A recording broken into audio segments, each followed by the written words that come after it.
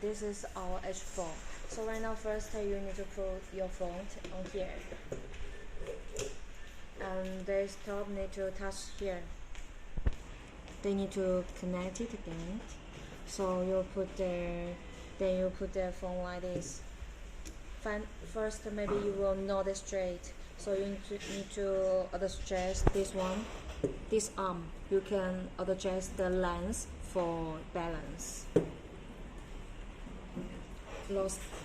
Rotate this one to loose first, then adjust the arm to left way or to right way.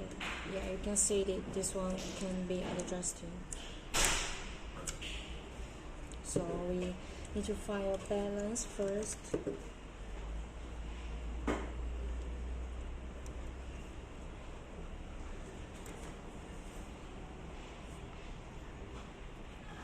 So it's almost straight right now. Then you lock this one again, lock the knob again. Then you can see it. The phone is almost straight. Then you turn on the button until the light show green. Then you done. Then you can start to connect the Bluetooth